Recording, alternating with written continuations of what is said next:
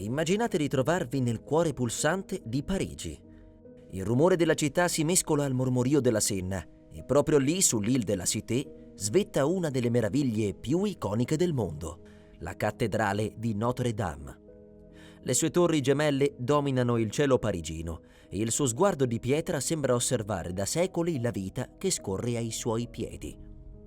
Notre-Dame non è solo una chiesa, è un simbolo universale. È l'anima gotica di Parigi, un monumento che ha visto passare davanti a sé re e rivoluzionari, artisti e pellegrini, turisti e sognatori. Ogni pietra racconta una storia, ogni gargolla custodisce un segreto, ogni vetrata riflette la luce di un passato che continua a vivere. In questo viaggio vi porteremo a scoprire la cattedrale come non l'avete mai vista. Racconteremo la sua lunga costruzione, iniziata quasi 900 anni fa. Vi mostreremo le sue meraviglie architettoniche, dai rosoni alle navate. Esploreremo insieme i suoi simboli religiosi e spirituali, che trasformano Notre-Dame in una vera e propria Bibbia di pietra. Ma non solo. Scopriremo come la cattedrale sia stata testimone e protagonista della storia di Francia, dall'incoronazione di Napoleone ai tumulti della Rivoluzione fino al grande incendio che, nel 2019, ha fatto tremare il mondo intero. E ancora, parleremo di arte e letteratura, di Victor Hugo e del suo celebre Quasimodo, di leggende misteriose e persino di strani fenomeni che da secoli alimentano il fascino del luogo. Perché Notre-Dame non è soltanto un capolavoro di architettura, è un personaggio vivo che ha influenzato culture, ispirato artisti e fatto sognare generazioni. E allora preparatevi. Stiamo per varcare insieme le sue porte per perderci tra le ombre delle sue navate e per ascoltare la voce immortale di una delle cattedrali più amate e misteriose del mondo.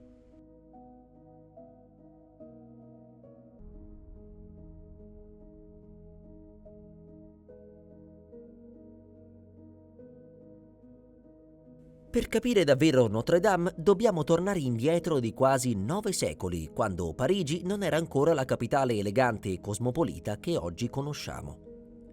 Nel XII secolo la città era in piena espansione, la popolazione cresceva, il commercio fioriva lungo la Senna e il potere della Chiesa era al culmine. Proprio in questo contesto nasce l'idea di costruire una nuova, grandiosa cattedrale che potesse riflettere la potenza spirituale e politica della capitale francese. Fu il vescovo Maurice de Sully a lanciare il progetto intorno al 1160. Guardando la vecchia cattedrale romanica di Saint-Étienne, troppo piccola e ormai superata, decise che Parigi meritava un edificio degno della sua crescente importanza. Non un semplice luogo di culto, ma un monumento che potesse stupire chiunque vi entrasse e al tempo stesso diventare il cuore della vita religiosa e sociale della città. I lavori iniziarono ufficialmente nel 1163 e secondo la tradizione la prima pietra fu posata alla presenza di Papa Alessandro III. Da quel momento per oltre 2 secoli generazioni di architetti, muratori, scultori e artigiani si alternarono nei cantieri. È difficile immaginare oggi quanto fosse imponente uno sforzo simile. Centinaia di persone, spesso provenienti da tutta Europa, lavoravano senza sosta, vivendo nei pressi della cattedrale in costruzione, tramandandosi segreti di lavorazione e tecniche innovative. Notre-Dame divenne presto un cantiere simbolo, un laboratorio del gotico. L'architettura romanica massiccia e pesante lasciava spazio a una nuova idea, la verticalità, la luce, lo slancio verso il cielo. Gli architetti introdussero le volte a crociera ogivali e gli archi rampanti, soluzioni che permettevano di alleggerire le pareti e aprirle a immense vetrate. La cattedrale non doveva solo accogliere i fedeli, doveva impressionarli, elevarli spiritualmente, far sentire la presenza divina attraverso la grandiosità della pietra e il bagliore dei vetri colorati. La costruzione seguì fasi successive. Prima il coro e l'abside, poi la navata centrale e infine la facciata con le 2 torri gemelle, completata nel XIII secolo. Ma i lavori continuarono ancora per decenni, con aggiustamenti, ampliamenti e decorazioni sempre più elaborate. In totale ci vollero quasi 200 anni per considerare l'opera compiuta. Immaginate cosa significasse per un parigino del tempo assistere a questo lento ma costante innalzarsi delle torri. Per chi nasceva e moriva in quella città, Notre Dame era un'opera che sembrava eterna, più grande della vita stessa. Molti di quelli che posavano pietre o scolpivano capitelli sapevano che non avrebbero mai visto l'edificio completato. Eppure continuavano, spinti da un'idea più grande di loro. E poi c'erano i dettagli. Le sculture che ornavano i portali, i rosoni che filtravano la luce in 1000 colori, i doccioni che avrebbero preso vita come gargolle. Tutto era pensato per comunicare un messaggio preciso: la grandezza della fede, la fragilità dell'uomo e la potenza di Dio. Con il passare dei secoli, Notre Dame non fu più soltanto la chiesa del vescovo di Parigi, diventò il cuore stesso della città. Sotto le sue navate si celebrarono matrimoni reali, incoronazioni e funerali solenni.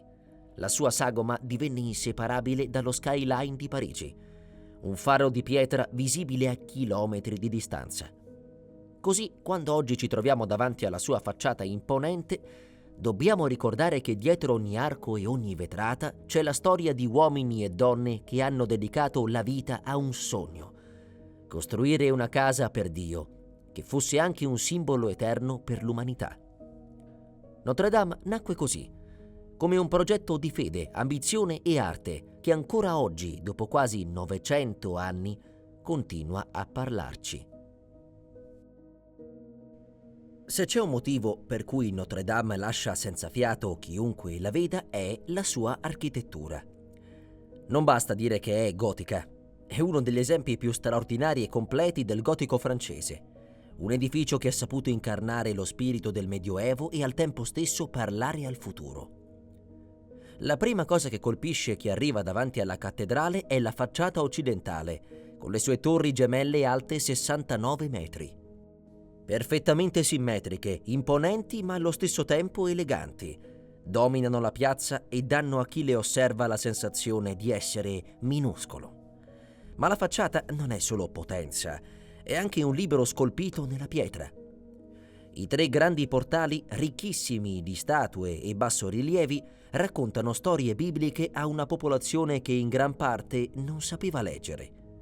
Entrare in Notre Dame significava attraversare fisicamente le pagine di una Bibbia di pietra. Al centro della facciata, tra le 2 torri, si apre uno dei gioielli assoluti della cattedrale, il grande rosone occidentale. Con i suoi 12 metri di diametro era ed è una vera esplosione di luce e colore. Nel Medioevo, i raggi del sole che lo attraversavano trasformavano la navata in un mare di riflessi, quasi a evocare il paradiso in terra. E questo non era un dettaglio estetico, era un messaggio teologico. La luce, nel gotico, era la manifestazione visibile della presenza divina. Varcando i portali si entra nella navata centrale. Qui si respira subito l'effetto voluto dagli architetti, la verticalità. Le volte a crociera ogivali salgono a oltre 30 metri e danno l'impressione di sollevare l'anima verso l'alto. Camminando nella navata si ha la sensazione di essere minuscoli, ma allo stesso tempo parte di qualcosa di immenso. Ogni colonna, ogni arco, tutto concorre a trasmettere un'idea: la grandezza di Dio riflessa nella grandezza dello spazio. E poi ci sono le vetrate. Non si tratta solo di decorazioni. Nel Medioevo le vetrate erano vere e proprie prediche colorate. Attraverso le immagini di santi, profeti e scene bibliche, i fedeli imparavano le storie sacre. Oggi, nonostante secoli di restauri, possiamo ancora ammirare i 3 grandi rosoni, occidentale, settentrionale e meridionale, considerati tra i più belli d'Europa. La loro luminosità è talmente ipnotica che persino i turisti più distratti restano in silenzio, rapiti dalla luce. Ma la vera rivoluzione architettonica di Notre Dame si trova all'esterno, i famosi archi rampanti. Queste strutture, che oggi ci sembrano quasi decorative, erano in realtà un'invenzione geniale. Servivano a distribuire il peso delle volte e a scaricarlo verso l'esterno, permettendo così di costruire pareti più sottili e aprire grandi finestre. Senza gli archi rampanti, Notre Dame non avrebbe i suoi rosoni né la sua luminosità. E infatti, quando furono introdotti, sembrarono una magia, una soluzione che univa ingegneria, estetica e simbolismo. E poi ci sono loro, i gargoyle e le chimere. Da secoli osservano Parigi dall'alto dei cornicioni. I gargoyle avevano una funzione pratica: convogliare l'acqua piovana lontano dai muri della cattedrale. Ma i loro volti grotteschi, deformi, a volte mostruosi, li hanno caricati di significati simbolici e leggendari. Servivano a ricordare ai fedeli la presenza del male e allo stesso tempo ad allontanare gli spiriti maligni. Accanto ai gargoyle troviamo le chimere, figure fantastiche come draghi, demoni e animali immaginari, aggiunte soprattutto durante il restauro di Viollet-le-Duc nell'Ottocento. Anche se non appartengono tutti al Medioevo originale, hanno contribuito a creare l'aura misteriosa e gotica della cattedrale. Ogni dettaglio di Notre Dame è pensato per impressionare, insegnare e incantare. L'esterno racconta il potere e la forza, l'interno la spiritualità e la luce, i doccioni e le chimere, la lotta tra bene e male. Non a caso, da secoli, artisti e viaggiatori parlano di Notre Dame non solo come di un edificio, ma come di un'opera d'arte totale, capace di unire ingegneria, teologia e immaginazione.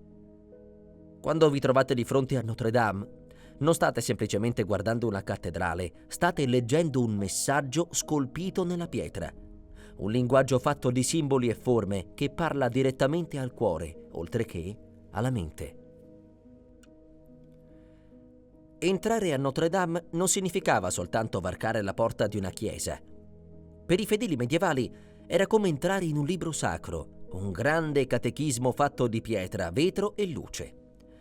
La cattedrale era progettata per comunicare attraverso immagini e simboli tutto ciò che la maggior parte della popolazione non poteva leggere nei testi scritti. Ogni elemento architettonico aveva un significato. Le torri gemelle sulla facciata, ad esempio, richiamavano l'idea della porta del cielo. Non erano solo due enormi blocchi di pietra, ma le colonne che reggevano il ponte tra la terra e il divino. I tre portali corrispondevano alla Trinità e i rilievi scolpiti narravano le storie dell'Antico e del Nuovo Testamento. Chi entrava in cattedrale passava attraverso queste storie come in un pellegrinaggio simbolico. Le vetrate non erano soltanto decorative. Nel Medioevo la luce era percepita come manifestazione della presenza di Dio. Per questo i rosoni e le finestre istoriate trasformavano l'interno in un luogo mistico dove i colori accesi creavano un'atmosfera che elevava l'anima. Ogni finestra era un racconto, scene della vita di Cristo, dei santi, degli apostoli. I fedeli imparavano guardando e in un certo senso pregavano con gli occhi. La stessa architettura, con le sue volte altissime, era un messaggio. La verticalità del gotico non era solo una sfida tecnica, significava slancio verso il cielo, desiderio di trascendere la dimensione terrena. Camminare nella navata significava vivere un'esperienza di innalzamento spirituale, sentire sulla propria pelle la grandezza del mistero divino. Nemmeno le figure mostruose erano prive di significato. I gargoyle, con i loro volti deformi, ricordavano ai fedeli la presenza del male e la necessità di protezione divina. Al tempo stesso la loro funzione pratica di scacciare l'acqua piovana diventava allegoria del male tenuto lontano dalla chiesa. Notre Dame era, insomma, una Bibbia di pietra. Per chi non sapeva leggere era un'enciclopedia del sacro, un insegnamento quotidiano, ma non solo, era anche un'esperienza sensoriale totale, fatta di luce, suono, odori e immagini, che avvolgeva i fedeli e li trasportava in un'altra dimensione. Per questo ancora oggi chi entra a Notre Dame avverte una sensazione particolare. Non si tratta solo di ammirare un capolavoro artistico, è come attraversare un linguaggio simbolico che parla direttamente all'anima, anche se non siamo più medievali, anche se viviamo in un'epoca secolare. La forza del simbolismo resta intatta. Notre Dame non è mai stata soltanto una cattedrale. Nei secoli è stata teatro di momenti decisivi, un luogo dove la storia di Francia si è intrecciata con la fede, la politica e persino la ribellione. Ogni epoca ha lasciato un segno sulle sue pietre, trasformandola da edificio religioso a simbolo nazionale. Già nel Medioevo la cattedrale si impose come il cuore di Parigi. Qui si celebravano le cerimonie solenni, i matrimoni reali, le incoronazioni e i funerali dei grandi della nazione. Era la cornice perfetta per manifestare il potere della monarchia e l'autorità della Chiesa. Ma col tempo Notre Dame divenne anche testimone delle tensioni e delle rivoluzioni che avrebbero cambiato per sempre la Francia. Uno degli episodi più drammatici fu la Rivoluzione francese del 1789. Per i rivoluzionari Notre Dame non era un simbolo di fede, ma dell'oppressione della monarchia e del clero. Molte statue furono decapitate e i tesori sacri confiscati. L'edificio trasformato in tempio della ragione. Le campane vennero fuse per ricavarne i cannoni e la cattedrale stessa rischiò la distruzione totale. Per anni rimase in uno stato di degrado, abbandonata e umiliata. Fu proprio in quel periodo buio che un grande scrittore decise di intervenire. Victor Hugo nel 1831 pubblicò il romanzo Notre-Dame de Paris. La sua opera, che raccontava le vicende di Quasimodo, Frollo ed Esmeralda, riportò l'attenzione sulla cattedrale, descritta come un personaggio vivo e sofferente. Il libro ebbe un successo enorme, tanto da suscitare una vera campagna di sensibilizzazione per salvare l'edificio.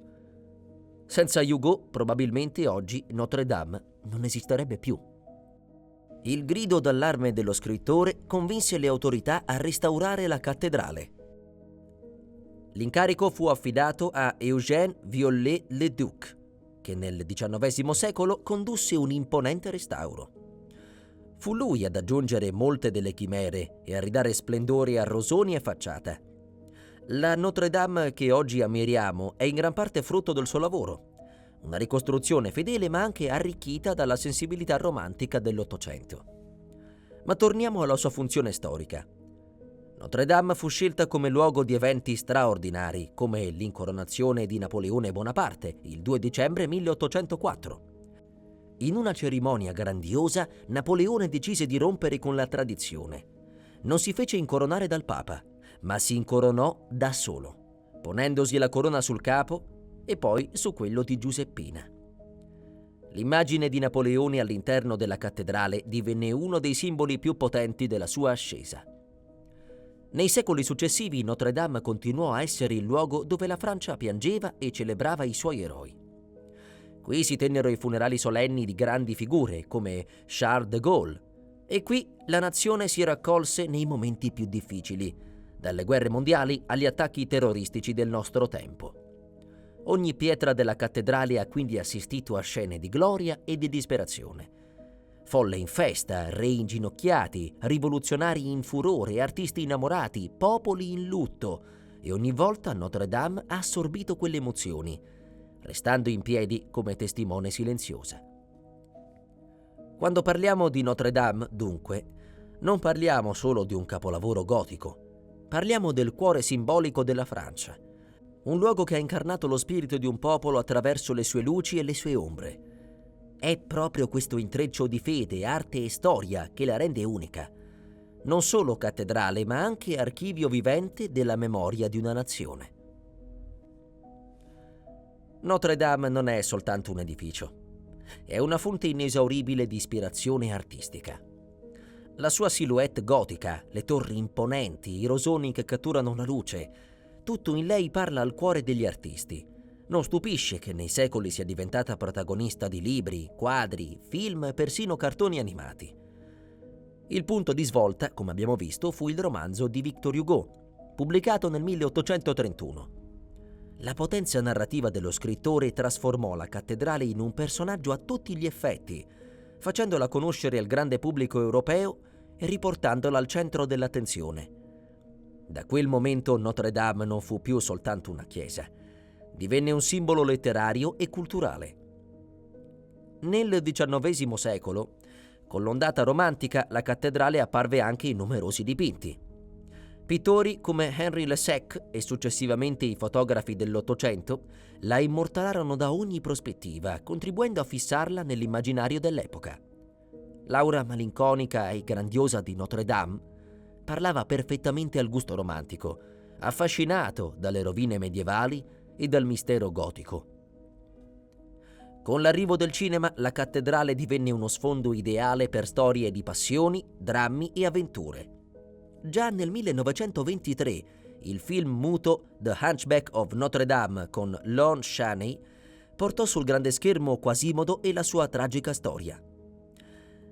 Negli anni successivi seguirono molte altre versioni, tra cui quella con Charles Laughton del 1939 e quella con Anthony Quinn e Gina Lollobrigida del 1956.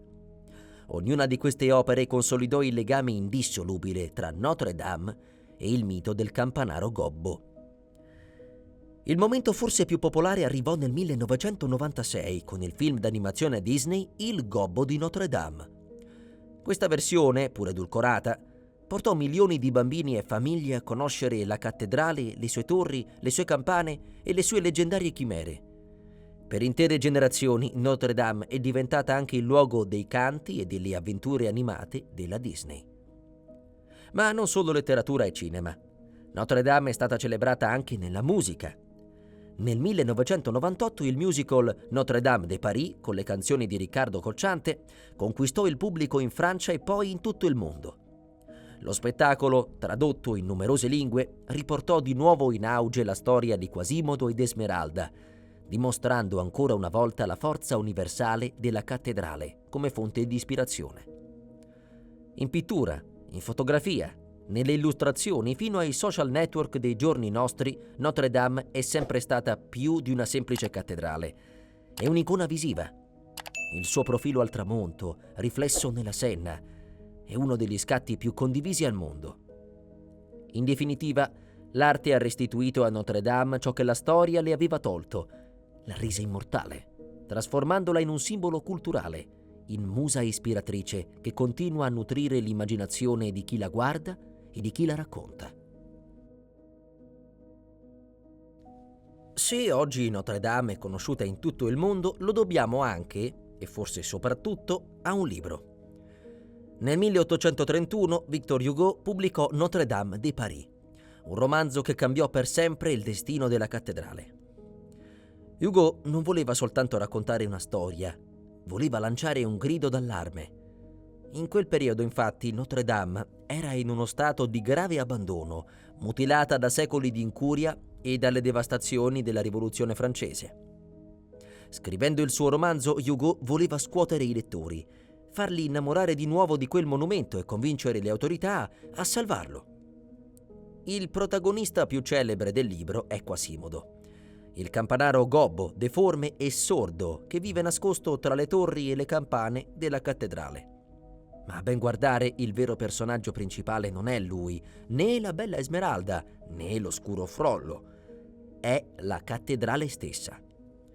Hugo lo scrive chiaramente. La sua opera è un atto d'amore per l'architettura gotica, una dichiarazione poetica che restituisce dignità a uno stile allora disprezzato e considerato barbarico. Attraverso Quasimodo, Hugo ci mostra l'anima della cattedrale. Il campanaro è brutto agli occhi della società, ma possiede un cuore capace di grande amore e sacrificio. Così anche Notre Dame, maltrattata e dimenticata, conserva al suo interno una bellezza immensa, un patrimonio di fede e arte che attende di essere riscoperto. Quasimodo e la cattedrale diventano specchi l'uno dell'altra, deformi e fragili all'esterno, straordinari e unici dentro. Il romanzo ebbe un successo enorme. In pochi anni l'opinione pubblica francese si rese conto del valore del monumento e proprio grazie a questo entusiasmo prese avvio il grande restauro affidato a Viollet-le-Duc. Possiamo dire, senza esagerare, che se oggi Notre Dame è ancora in piedi, lo dobbiamo anche alla penna di Victor Hugo. In fondo, Victor Hugo aveva visto giusto. Notre Dame non è solo un edificio, è un personaggio. E come ogni grande personaggio ha saputo attraversare i secoli, reinventarsi e continuare a emozionare chiunque la incontri. Una cattedrale così antica e imponente non poteva che diventare terreno fertile per leggende, racconti misteriosi e persino storie di fenomeni paranormali. Notre Dame non è solo un capolavoro di pietra, è anche un luogo che nei secoli ha alimentato l'immaginazione popolare, mescolando fede, paura e superstizione. Una delle leggende più affascinanti riguarda il giovane fabbro incaricato di forgiare le porte di ferro della cattedrale. Si dice che il lavoro fosse talmente complesso da sembrare impossibile.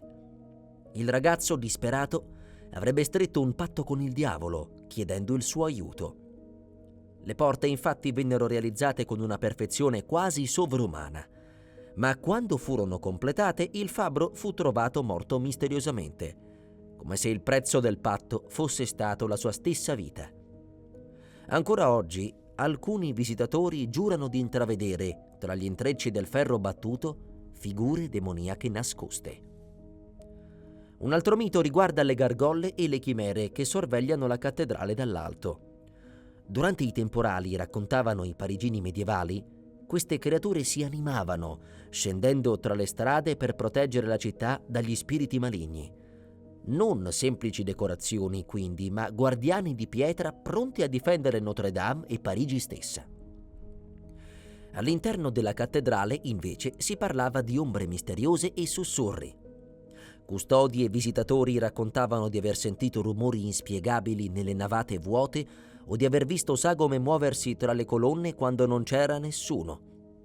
Per alcuni erano le anime dei rivoluzionari che dopo aver profanato la cattedrale nel Settecento avevano trovato la morte, per altri semplicemente lo spirito stesso dell'edificio, che non smette mai di farsi sentire. Un'aura di mistero circonda anche le campane di Notre Dame, in particolare la più grande, la Emmanuel.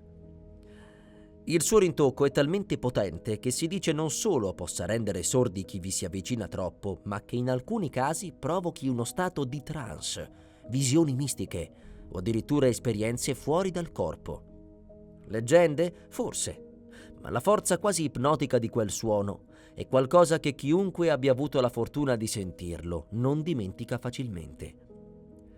Infine c'è la storia del fantasma dell'organo. L'organo di Notre Dame è tra i più imponenti del mondo e la leggenda vuole che in certe notti le sue note risuonino senza che nessuno lo tocchi. Alcuni credono che sia lo spirito di Louis Vierne, il celebre organista morto nel 1937 proprio durante un concerto alla tastiera dello strumento. I musicisti che hanno provato a suonarlo raccontano di aver sentito una presenza invisibile, come mani che guidavano le loro. Che siano superstizioni, racconti popolari o suggestioni, una cosa è certa: Notre Dame non vive soltanto di pietra e di storia, ma anche di mistero. E forse è proprio questo intreccio tra fede e leggenda, tra luce e ombra, che continua a renderla una delle cattedrali più affascinanti del mondo. 15 aprile 2019. Una data che resterà impressa nella memoria collettiva. Era un lunedì sera e il sole stava tramontando su Parigi, quando dalle navate di Notre Dame cominciarono a levarsi colonne di fumo. In pochi minuti il cielo sopra l'Île de la Cité si trasformò in un bagliore arancione, mentre le fiamme divoravano il tetto della cattedrale. Le immagini fecero il giro del mondo in tempo reale. Milioni di persone davanti agli schermi seguirono impotenti la lotta dei vigili del fuoco contro l'incendio. La guglia centrale, ricostruita da Viollet-le-Duc nell'Ottocento e alta oltre 90 metri, collassò tra le fiamme in una scena che sembrava irreale. Sembrava la fine di un'epoca, la caduta di un simbolo immortale. Eppure, nel cuore di quel disastro, accadde qualcosa di straordinario. Centinaia di pompieri, mettendo a rischio la propria vita, entrarono all'interno per salvare ciò che era possibile. Reliquie, opere d'arte, oggetti sacri. Riuscirono a mettere in salvo la corona di spine, ritenuta una delle reliquie più preziose della cristianità, e molti altri tesori.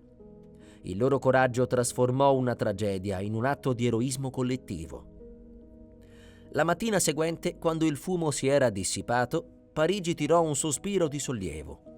Le torri erano ancora in piedi, le mura avevano resistito. Notre Dame non era crollata, danneggiata, ferita, ma ancora viva. Quella visione, le pietre annerite ma integre, divenne subito un simbolo di speranza. Le reazioni non tardarono. Migliaia di parigini si radunarono spontaneamente per pregare, cantare, piangere. In tutto il mondo, da New York a Tokyo, da Roma a Buenos Aires, Notre Dame fu pianta come una perdita comune. Non era solo un monumento francese, ma un patrimonio universale. Il presidente Emmanuel Macron annunciò subito che la cattedrale sarebbe stata ricostruita. Donazioni giunsero da tutto il pianeta, da grandi aziende e da semplici cittadini. In pochi giorni furono promessi miliardi di euro per il restauro. Nacque un dibattito acceso. Ricostruire la Guglia com'era o immaginare una nuova versione moderna? Alla fine prevalse la scelta della fedeltà storica. Notre Dame sarebbe tornata com'era e dov'era. Così il 7 dicembre 2024, dopo 5 anni e mezzo di lavori titanici, Notre Dame ha riaperto le sue porte ai fedeli e ai visitatori. È stato un momento storico, un'emozione condivisa in tutto il mondo. La cattedrale ferita tornava a vivere. Eppure il cammino non è finito. Molte parti della cattedrale restano in restauro. Le facciate esterne, le cappelle retrostanti, le nuove vetrate e la sistemazione del sagrato. Questi lavori proseguiranno fino al 2027. Durante le Olimpiadi di Parigi del 2024 la cattedrale è stata visibile nel suo splendore restaurato, ma ancora avvolta in parte dai segni del cantiere. Un'immagine simbolica che mostra come Notre Dame sia al tempo stesso ferita e rinata.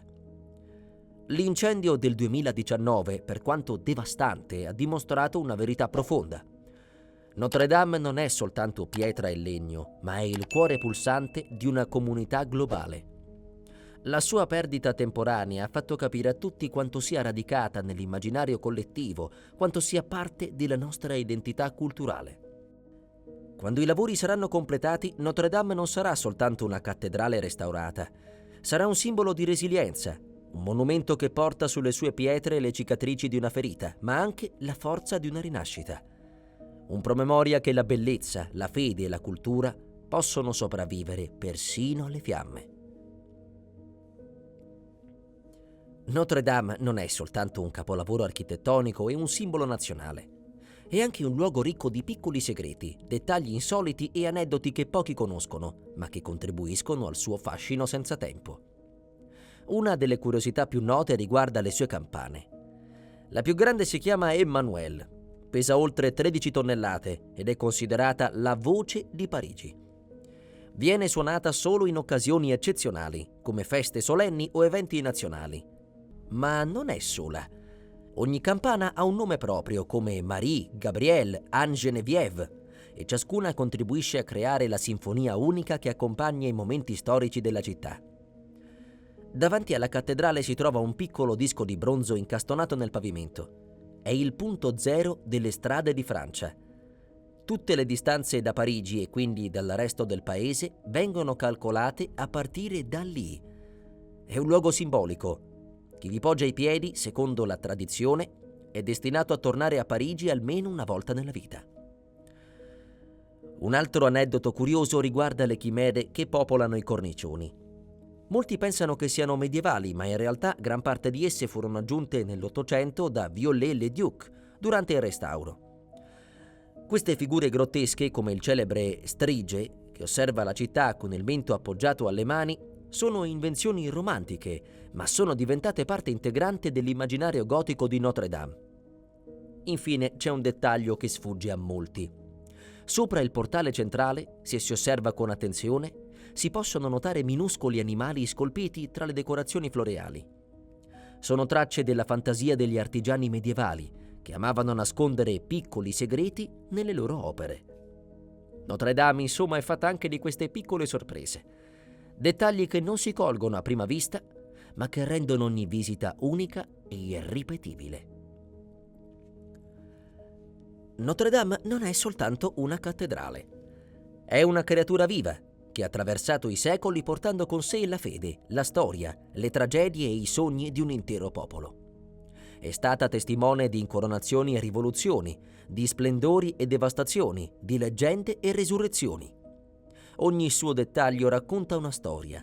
Le torri che sfidano il cielo, i rosoni che dipingono la luce, le gargolle che vegliano sulla città.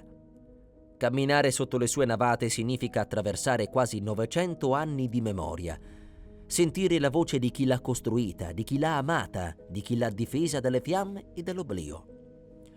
L'incendio del 2019 ci ha ricordato che nessun monumento è eterno, ma la riapertura dell'8 dicembre 2024 ci ha dimostrato che la bellezza può rinascere dalle ceneri. Notre Dame è tornata a vivere, seppur i restauri continueranno fino al 2027, e ogni fase di questo lungo lavoro sarà parte della sua nuova storia. Vederla di nuovo aperta ai fedeli e ai visitatori non significa solo restituire a Parigi il suo cuore, ma restituire al mondo intero un patrimonio condiviso. Notre Dame appartiene a tutti, credenti e non credenti, francesi e stranieri, chi l'ha vista solo in foto e chi l'ha vissuta in prima persona. E forse è proprio questo il suo segreto: non essere soltanto un edificio, ma un'anima. L'anima di Parigi, l'anima della Francia, e in fondo un po' l'anima di tutti noi.